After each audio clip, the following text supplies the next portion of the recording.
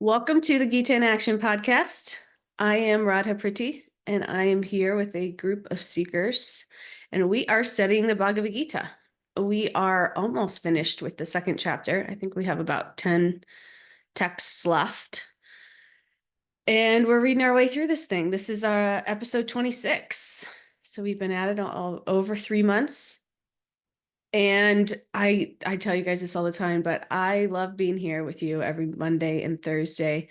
And I love hearing from you all, both during the episodes and then after the episodes as well. It's really so inspiring and uplifting. And I learned so much from you guys. It just like sticks with me. So thank you for being here and for sharing your hearts and realizations. And it's so nice that we can do this collectively together.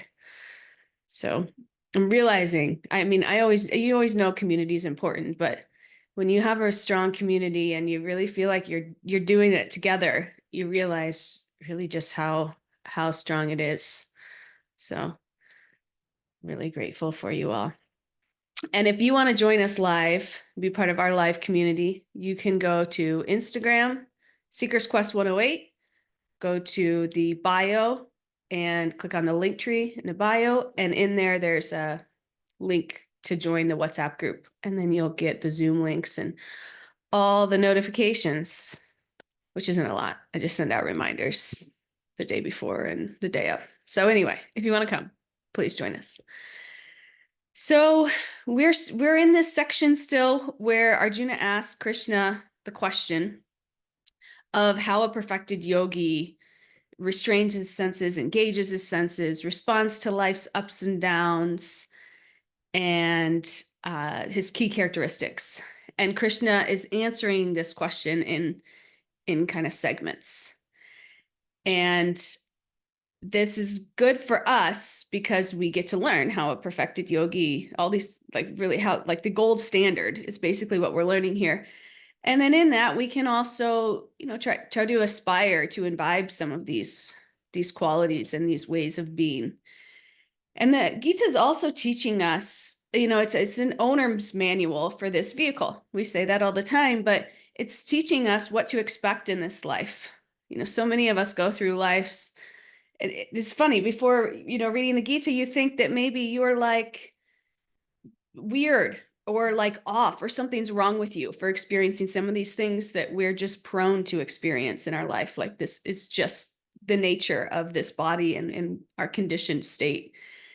And sometimes we get into this mindset of like something's wrong with me, or I'm different, or I can't handle it, or I'm not good enough. And the Gita's like, no, this is normal. This is what you're going to experience.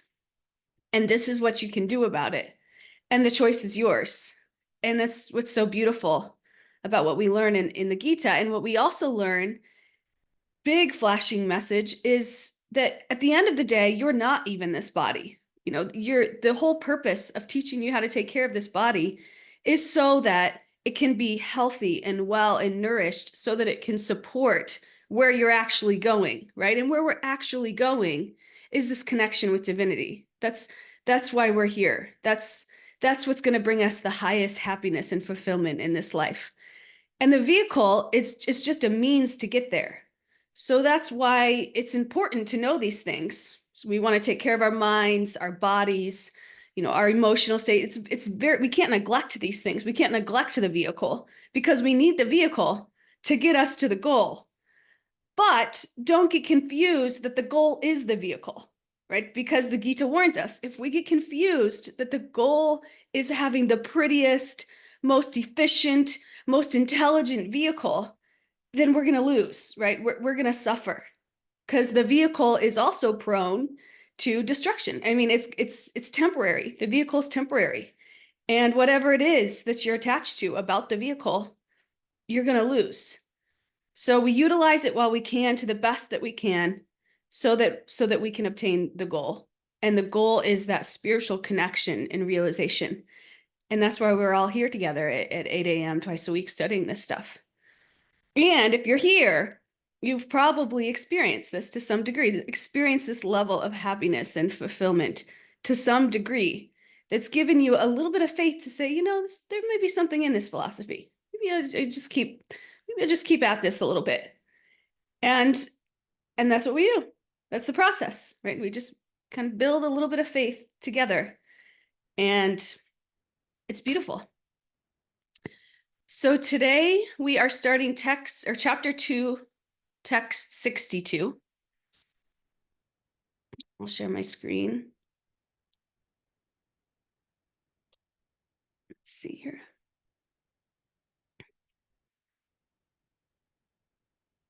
Somehow I lost my database. Give me just a second to pull it up. Okay.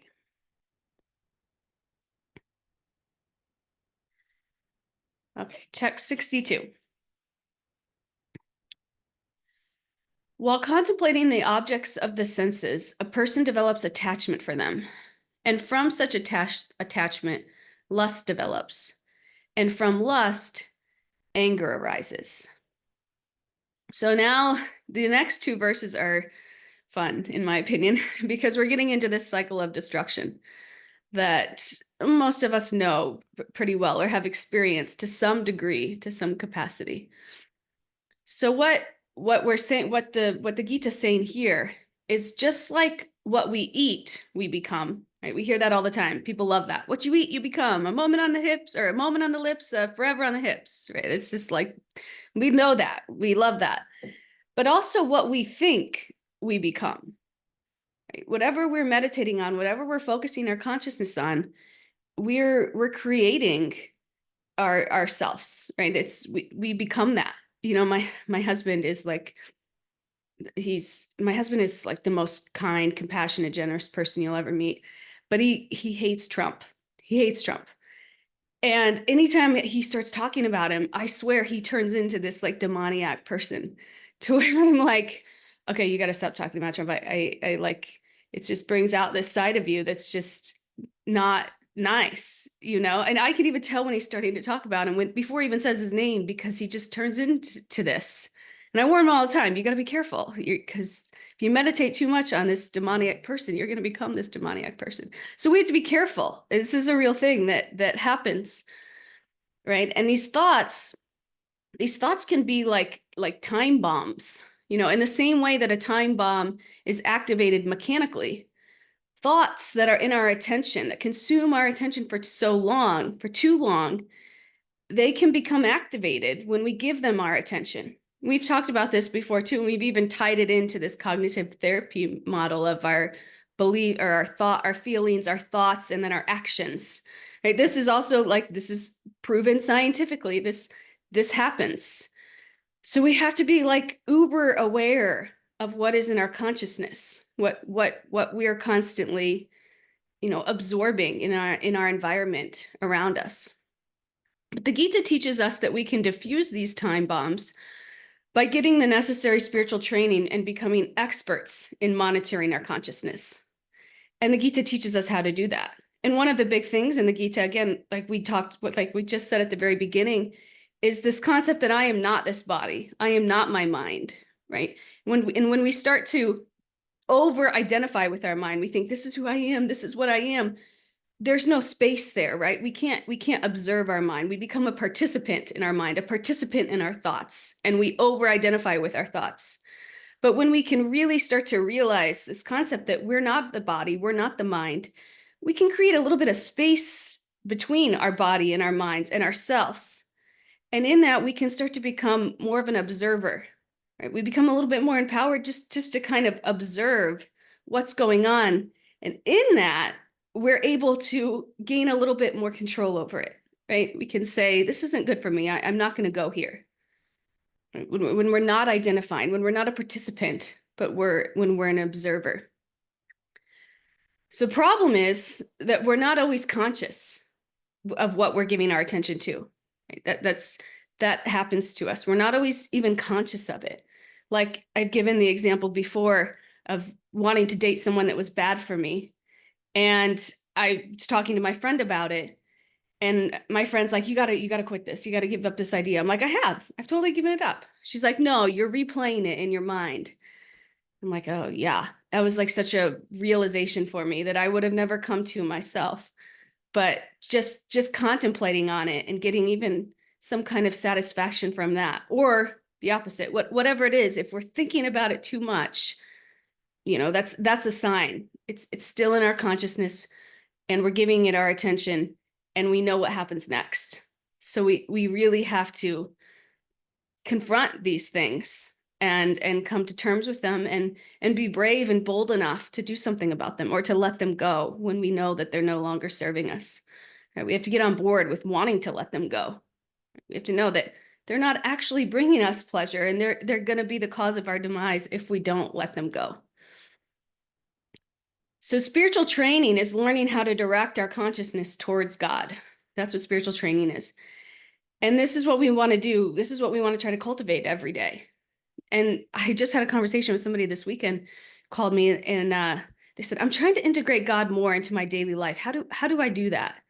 They said, I do my sadhana in the morning, but then it's like I go off to work and it's like, that's it.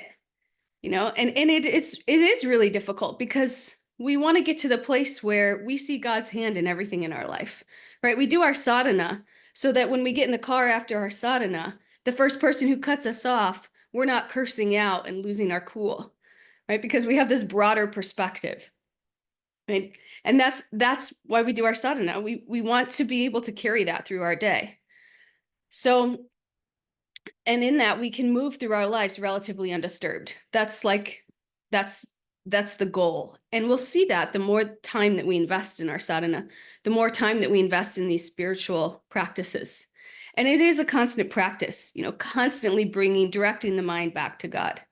I remember when I was working, I would bring my japa beads in, my meditation beads.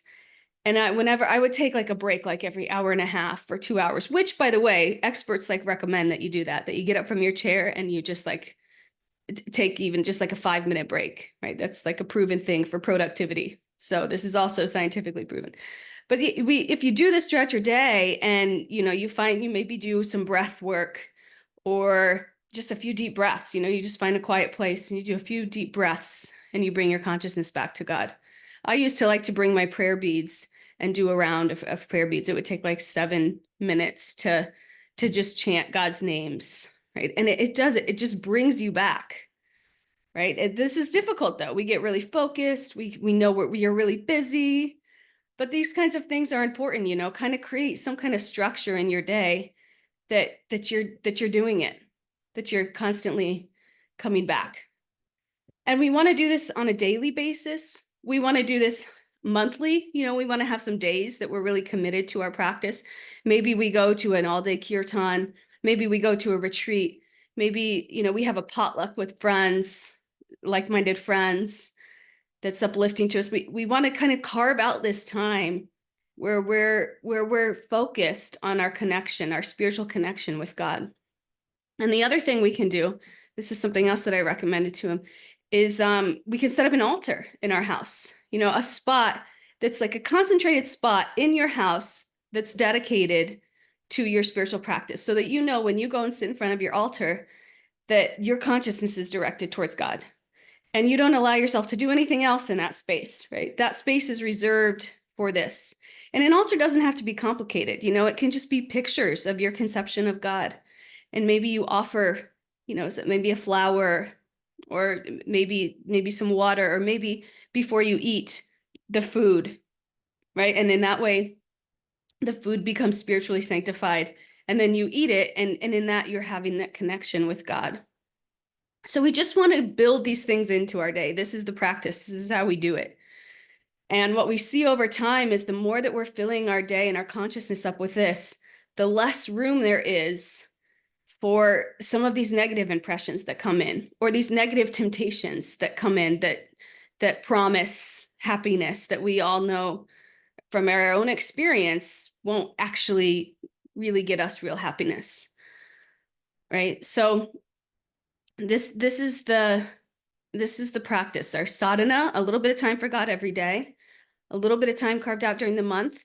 And then the other thing we can do is go on pilgrimage, right? Pilgrimage can just completely replenish our spiritual batteries, right? Recharge our spiritual batteries.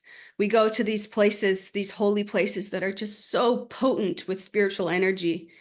And we go in and we just absorb, We absorb the spiritual energy. We go to these towns, these villages, these small villages in India that are center their lives around God. They're like expert at it. It's just built into their day. This is how it's been for ages and ages. And we absorb that. And in that, we come back spiritually recharged and rejuvenated and ready to kind of try to set some of those things up in our lives in a practical way. So we have to be intentional about it. It's a practice, and it doesn't have to consume your life. It doesn't have to be all that it should actually make you more productive because you're taking that time to really recharge and refocus and recenter yourself. And in that, you have more to give. So that's the practice here, and that's what we're doing. Before I go to the next verse, does anybody want to share anything about that?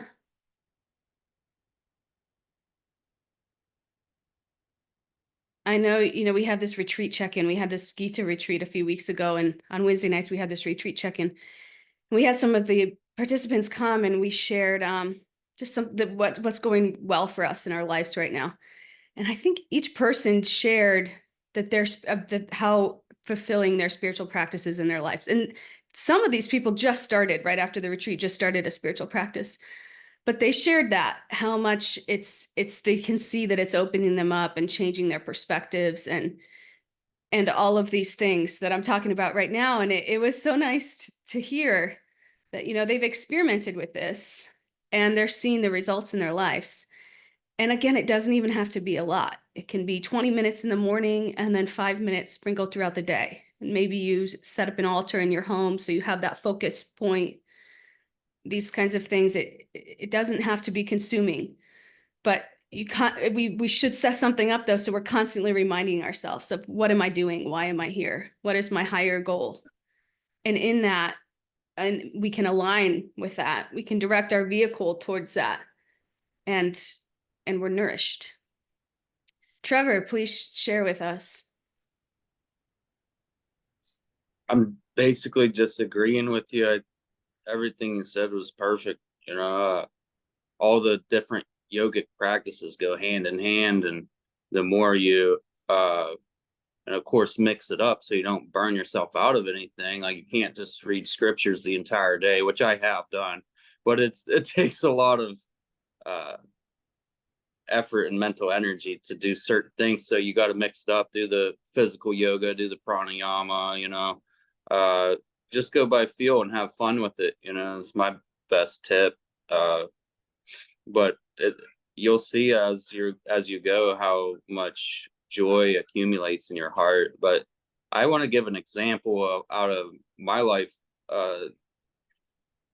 Whenever I came across the Gita, I did a lot of well-rounded studying, and I was engaged in meditation a lot and all that, all the other practices I was going into. But whenever I picked up the Gita, I had a lot of fear.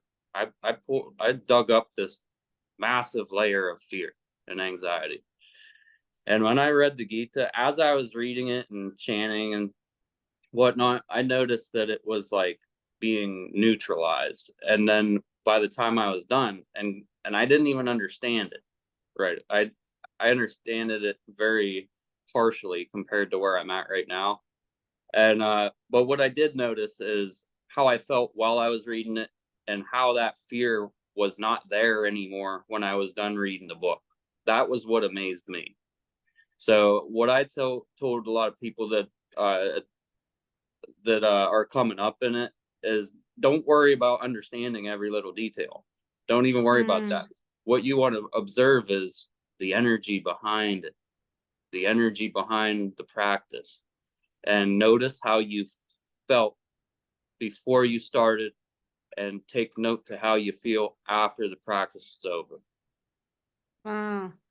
Yeah, that's really good. That's really good. And I also love how you said it should be joyous. Right? I had that conversation just with Denny this week, actually. We don't have to force ourselves to be something we're not in spiritual. We don't need to be Sanskrit scholars if we're not drawn by that. We don't have to, spend hours studying. We should be doing something that we feel that shift in our heart. We feel is uplifting And there's so many options in spiritual life, right? There's kirtans, beautiful music. There's meditation. We can breath work. We can move there's so many ways that we can incorporate these things. Listen to lectures, come to these kinds of sanghas. Find something that lifts you up and then build it into your day, and it should bring you joy. Thank you. Kelly, please share with us. Yeah, the topic of Trump kind of stuck with me, being such a huge, hot sort of topic right now. And what popped in my mind was the sort of dark, hateful reactions that can come in for people within themselves that they then share with everyone around them.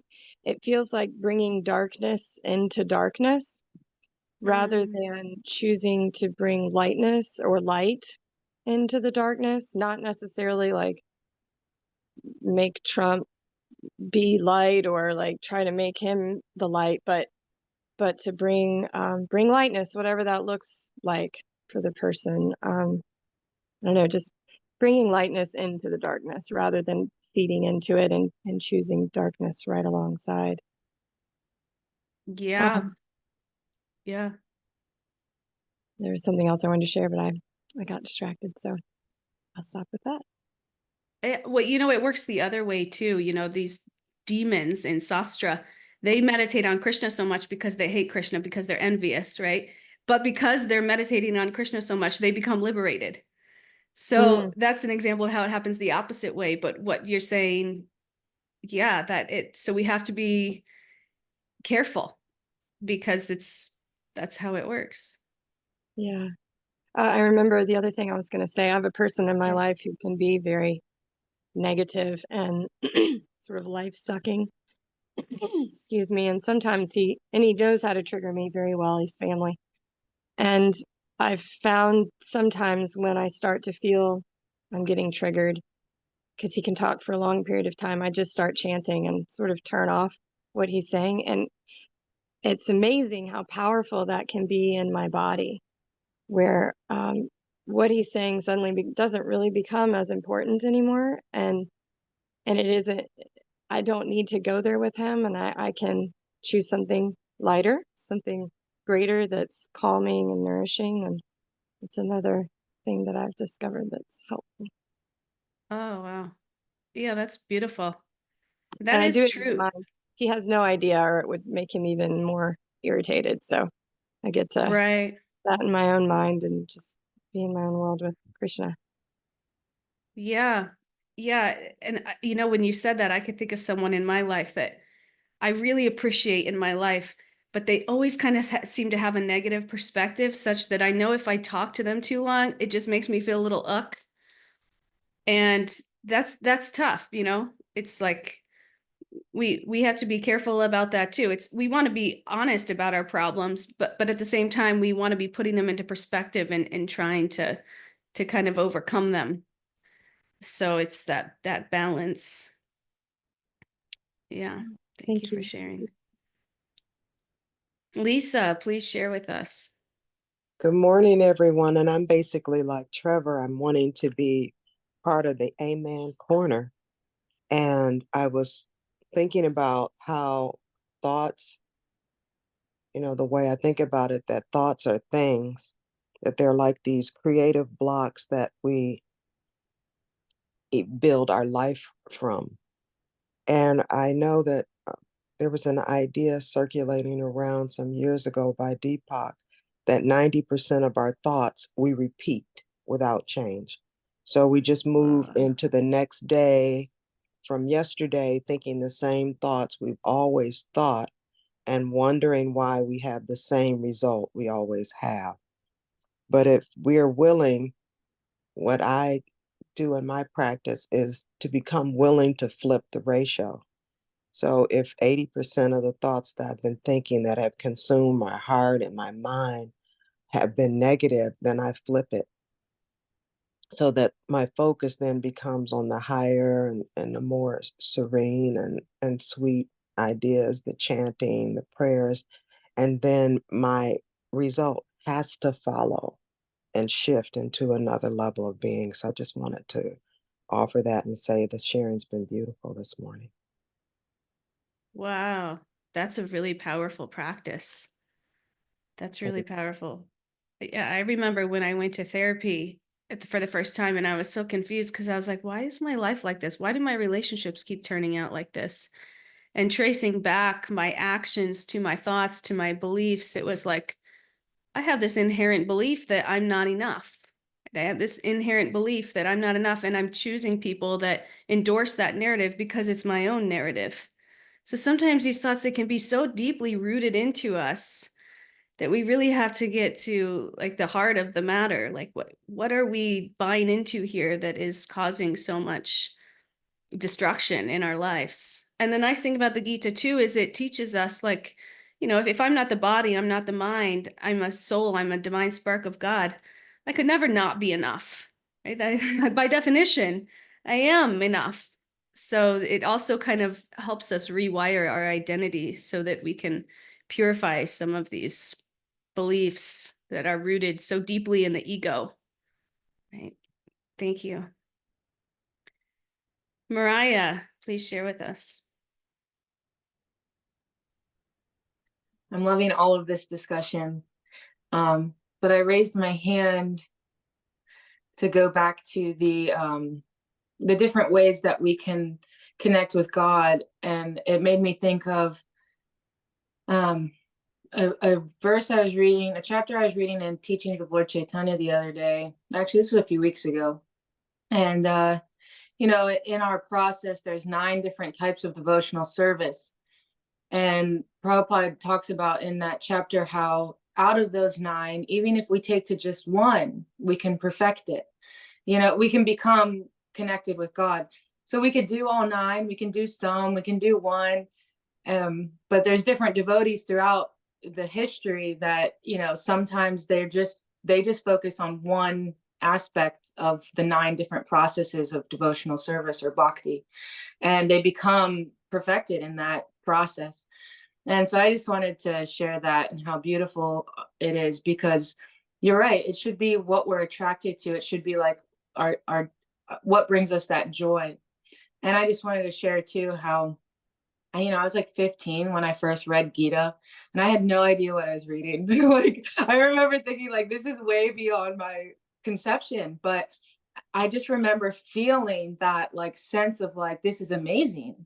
Even though I don't know what I'm really reading, I only understand like a very tiny portion of it. I was like, this is so amazing.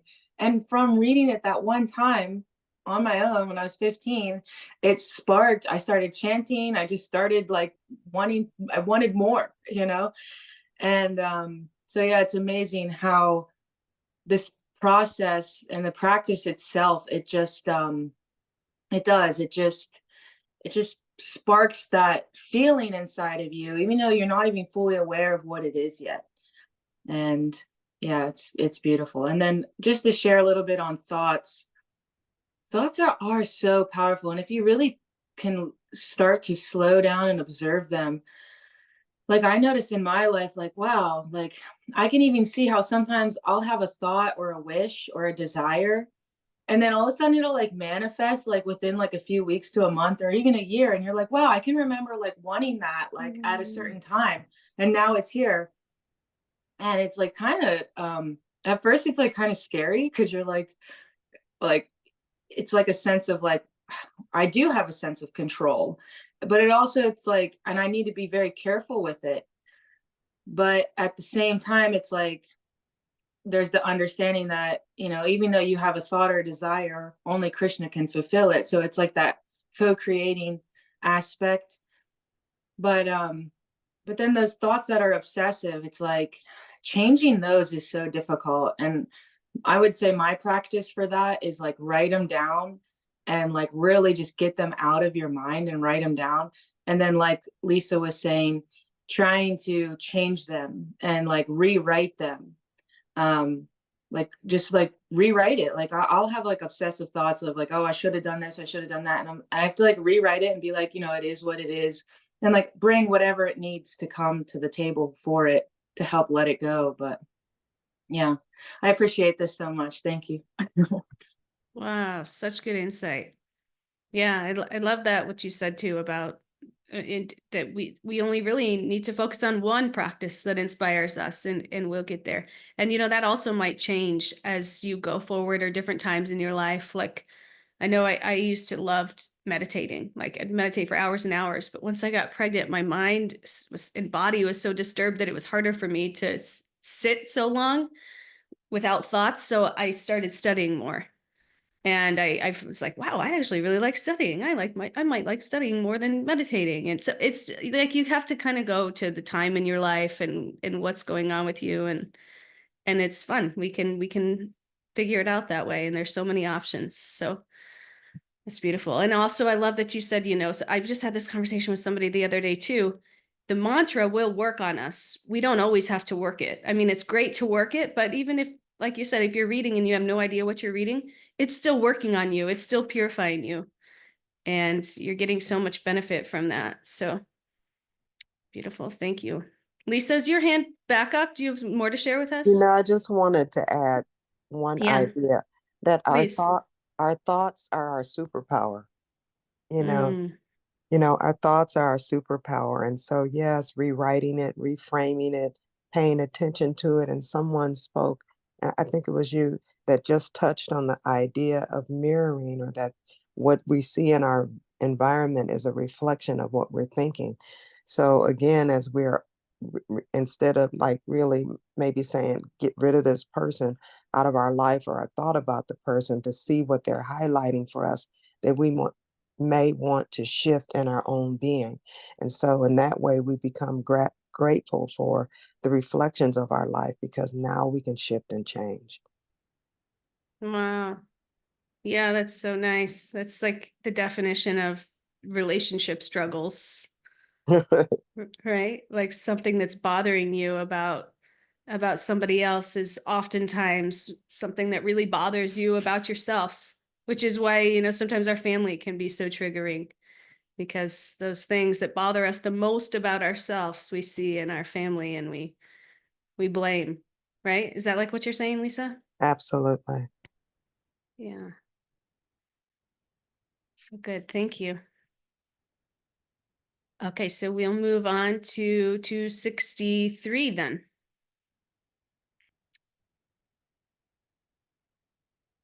263. From anger, complete delusion arises, and from delusion, bewilderment of memory. When memory is bewildered, intelligence is lost, and when intelligence is lost, one falls down again into the material pole. Okay, so this is, now we're really going through, this is largely quoting the psychology of self-destruction. Both these verses, 62 and 63, I'll leave them up here so that we can all see them a little bit better. But if we understand this cycle, it helps us identify when it's happening to us so that we know when it's time to redirect. So that's why understanding this cycle can be really helpful.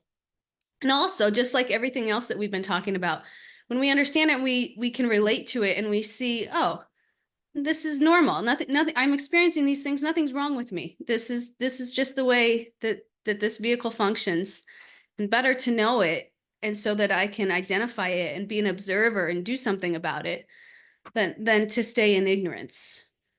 Right. So it starts with this contemplation of the sense objects. And this is where 62 starts, this contemplation of the sense objects. And then from there, we develop an attraction towards them. Right. Person develops attraction towards them. And it's like, that's nice. This feels good. I'm liking this. And then over time, the more that we indulge those senses, the more that attraction becomes kind of an obsession, right? It's like, I want it. This is, my mind is focused on this. At this point, it's like you have tunnel vision for that thing. I want this. And then when if you can't have it, this turns into like infuriation, like you'll do anything to get this, and if anybody tries to get in your way, they become your enemy. Right? It's just like infuriation. And then we become a little bit delusional, right? Things that something that is small may seem huge, or something that's tiny, something that's huge may seem small, right? We kind of lose our grip with reality. And then we can become in this state of oblivion. We become a little oblivious. Like I can't remember my own past troubles. I don't remember, the millions of times that I've gotten drunk, and it's really caused a lot of destruction in my life. So I'm just going to keep doing it. Right? And then we come to this stage of rationalization where we're rationalizing it. Like it's not a big deal when it happens, or it's not going to happen to me again. I know I did that once, but it's not going to happen to me again. And this is the stage where maybe and actually your friends probably see this before, but your friends can step in and say, hey, what's going on with you? This is kind of strange that you're acting this way. Doesn't seem like you. And you're like, no. You don't get it. You don't get it, right? We've all said that. I know I've said that to my friends and family. No, you guys just don't understand. Or you like purposely don't tell them things because really deep down you're embarrassed, but you say, oh, you wouldn't understand, right? And then we get to this place of self-destruction where we do the very thing that we resolved that we wouldn't do, that we get there. And that's just the cycle. That's where it starts. But it starts from this contemplation. And that's why this can be so powerful, because these things can happen to us. And when we're playing around with things that can be very tempting or can be very destructive in our lives, it's all the more dangerous, which is why in spiritual life, we have these regulations. One of the regulations in the bhakti path is that we don't take intoxicants. And this is why we don't take intoxicants, because of this cycle, because the destruction, the cost is so big, and they can be so addictive. That varies from person to person, but at the same time, they can be so dangerous, so destructive that it's like, we're just not going to touch those. And in that way, we stay safe from that temptation. And like we talked about before, we all have to do this for things in our lives, and it's going to be different for different people. But it's for us to kind of scratch the surface and figure out, because whenever you find your drug of choice, whatever that be, whether it be an actual substance or a toxic relationship or whatever it be, this is the cycle that you'll go through. And it's dangerous. It takes us away from the main thing, right? We lose sight of where we're actually going in this life. And this all happens due to this lack of proper boundaries, right? Because we're in denial, because we think we're stronger, right? No, that's not going to happen to me. I'm in control of my own life. Right? That's not going to happen to me, because we think we're immune from this cycle that, again, the Gita says happens to all of us. So nobody's immune. It's going to happen to all of us. And it's easy to look at somebody else and see it in their life. Oh, they're an alcoholic. Meanwhile, we're in the most toxic relationships ever, but nothing's wrong with us. Right? We love that. That's just like, who's done that, or know someone who's done that, right? So our nature is to desire. That's our nature. That's our vehicle. Our nature is to desire. So we have to be mindful about what it is that we're desiring. And what are we focusing our consciousness on? What are we attached to? And this is why we focus our consciousness on higher things. Because like we talked about in the last session, we focus our consciousness on higher things. They're never going to degrade us. We're never going to get degraded from reading the Gita or from meditating. That's always just going to bring us higher. So that's what we try to focus. And then the byproduct of that is that the love, the compassion sprinkles into the rest of our lives, and we see our relationships improve. We see our desires become purified. We no longer want to do the things that we used to think were fun. We have a higher definition of fun. And our minds, it's like, have you ever this is something that I do all the time that my husband gives me a hard time for. Do you ever put too much trust in someone before really taking the time to get to know them? And in that, you're like, oh, this is the greatest person ever. I know they would never do this to me. They're so wonderful. And then somehow something happens and you see like, oh, wait, maybe I didn't really get to know that person as well as I should have. And maybe I extended a little bit too much more trust than I should have. Right? This is what we do with our minds all the time. right? We do this with our minds. We trust too much in our minds, and we put ourselves in situations that can jeopardize us, like an alcoholic going to a bar. It's easy to pick to say alcoholic because it's so easy for all of us to see, but the truth is we all have some level of addiction in some area to fulfill this God-shaped hole in our heart.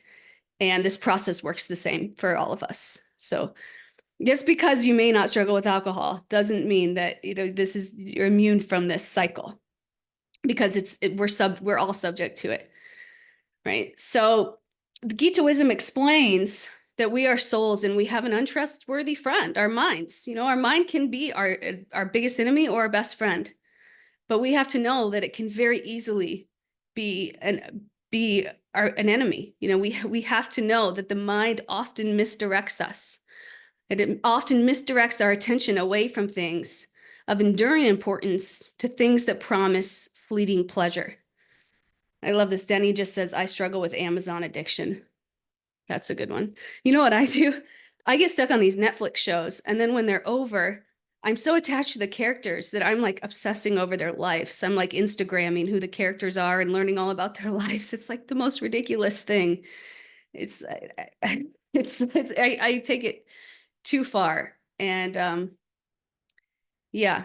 So this happens though. We have to know when this is happening to our mind, when we're looking for some kind of fulfillment or connection in the wrong places, really, you know, and the truth is we get some kind of fulfillment and connection out of the temporary things in this material existence. It's true, but we can't fool ourselves into believing that that's the ultimate, that that's what's going to give us ultimate love and unconditional love and connection, because everything will fall short. It's just designed that way.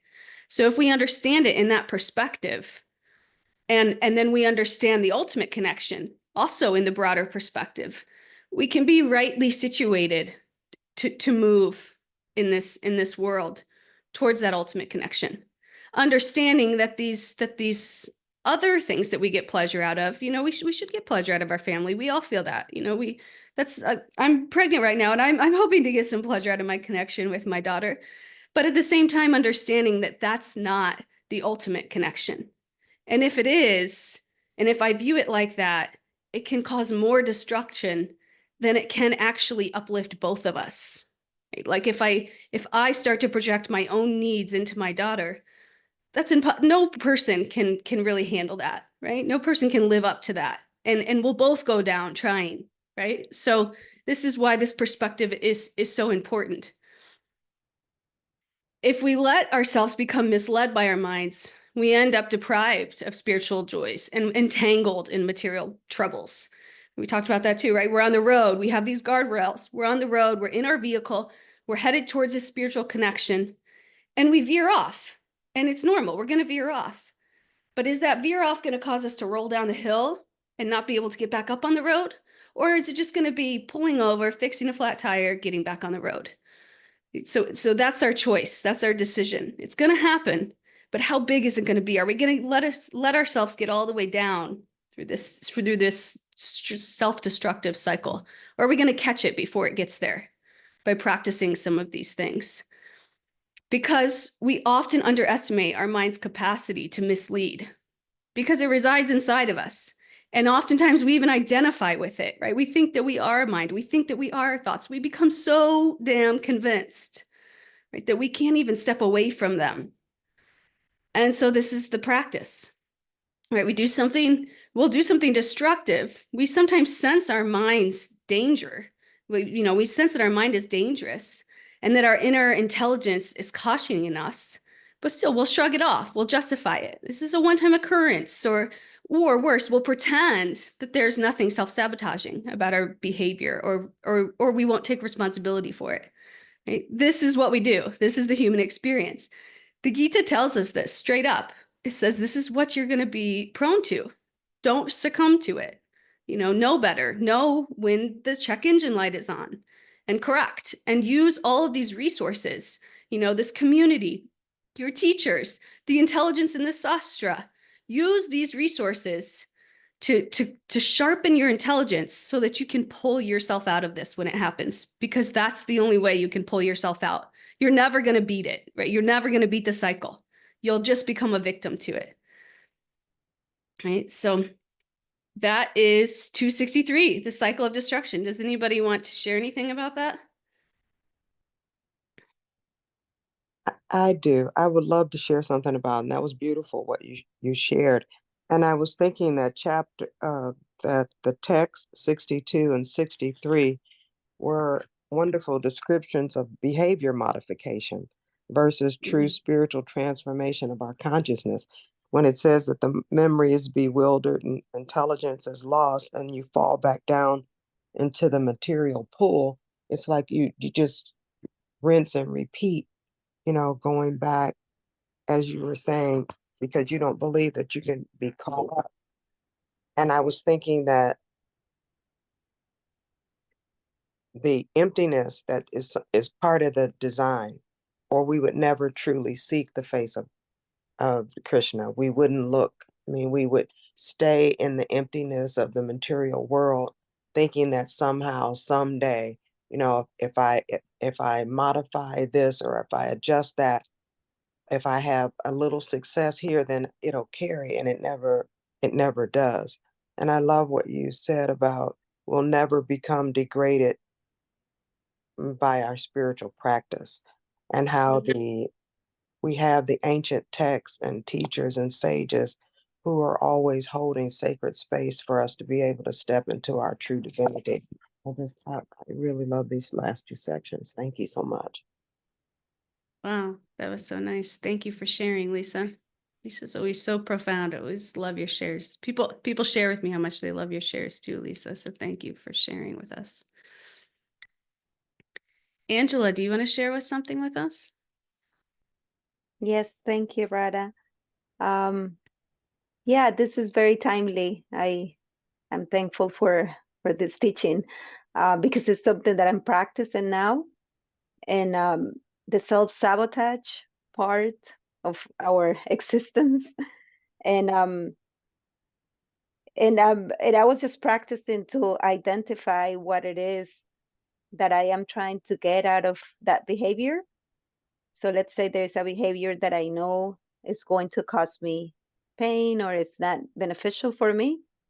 And then just trying to find what it is that I am, what need I'm trying to fulfill with that action, and trying to fulfill that desire spiritually.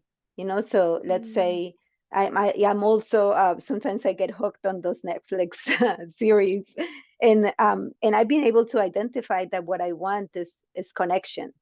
And I am using this very bad strategy to fulfill that need of connection, and just trying to do something that is um, beneficial for me, like a better strategy. Sometimes it is to what you just said, maybe meeting with friends that uplift me, just reaching out, like, oh, I would like to meet, I would like, or maybe coming to this gatherings that what you're offering us, this gatherings fulfill that need of connection, and then in a healthy way, not in a way that is going to cause me that I wasted an entire day watching TV, or just like it's almost like drips to fill up that bucket of wanting connection. So just wanted to share that practice that I feel is very practical and beneficial. Wow, thank you for sharing. Yeah, and it's not even necessarily that that watching Netflix is unhealthy. But we have to understand that just like what you said, it's not going to fill our God-shaped hole, and it's just going to be a dead end. And we could spend 10 hours watching an entire series, and we're not going to feel any more connected at the end. Don't fool yourself into thinking that you're going to feel more connected at the end, because you're not. And whereas if we invested that time, like coming to some of these sanghas, we all know that you feel more connected after this, and you are more connected after this. And you're more likely to make decisions that are in line with that higher level of consciousness, that higher level of connection, than if you're not. And so that's why we just want to replace some of these things. Even if they're not gonna, cause us like to self-destruct or self-implode, it's still, how's it serving us? How's it serving us relative to the amount of time and energy that we put in chasing these things that are not real? Thank you. Trevor, please share with us. Okay, so the Netflix thing was huge because I think everyone can relate to that. But I noticed, and don't get me started with all the characters and stuff, because it's crazy how good of a job they're doing picking these actors. They're perfect for most of these roles and whatnot. And it's just, it can't be easy because these, especially like the huge series, it's like 20 movies and whatnot. It's amazing how good of a job they're connecting it all with and whatnot. But what I noticed through all of it, you know, when I'm watching these, and I'm very tactical with the shows and the music that I use, because I know the energy that it carries and whatnot, the messages behind it.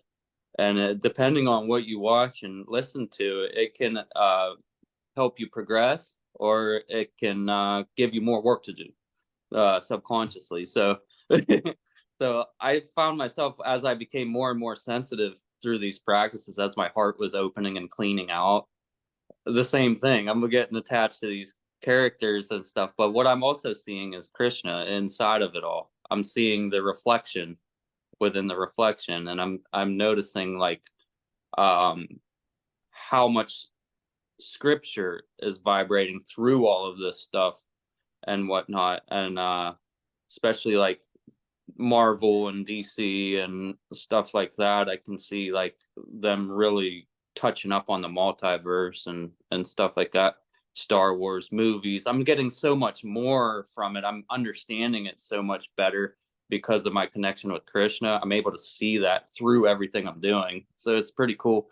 And I'm like, whenever I read this, from anger, delusion arises, from delusion, bewilderment of memory, and so on. What pops in my head there is when Yoda first pops in my head, and then the scene where he's talking to Anakin. He's like, I sense much fear in you, Skywalker. And he's like, from fear leads to anger, anger leads to hate leads to suffering. He's walking them through that. And I'm seeing it like Krishna turn into Yoda while he's talking to Arjuna on the chariot. You know, it's the same reflective conversation that's occurring, even though that's in a galaxy far, far away. It's all connected. Sorry for taking you on that ride with me, but that's what I seen in my mind, and it's really it's really cool whenever you're able to see all these scriptures and your relationship with Krishna as you're doing other stuff, when you're taking your intermediate break and whatnot. And I'm like crying when I'm watching some of these series. I'm like, holy crap, like it's amazing, like crying and getting so worked up over your favorite superheroes. Or I'm like a 35-year-old man. I'm like, why is this happening to me? And I realize like it's helping me clean my heart out and stuff. And then as I helped my mom wake up, I noticed it happened with her too. You know, she's like having the same experiences. I'm like, wow, this is actually really cool. So that's all I wanted to share. Yeah. Don't judge. No judgment, Trevor. No Yeah. judgment. Thank you for sharing. Thank you for sharing. Do we want to have one more share before we end for the day? Maybe someone we haven't heard from yet, or someone we have. Anybody feeling inspired?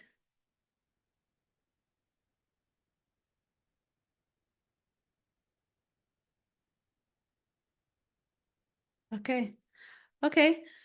Well, that is our talk for the day. We will meet back here on Monday, 8 a.m. Eastern time. If you want to join us, please come live and share your hearts and realizations, because this community keeps us going. And appreciate you all so much. Thank you for being here. And let's keep walking the walk. Thank you so much for your hard work every week. I so deeply appreciate you. Thank you. Appreciate you. Thank you. Thank you. Thank Thank you. you, Bye, everybody. everyone. Have a great week.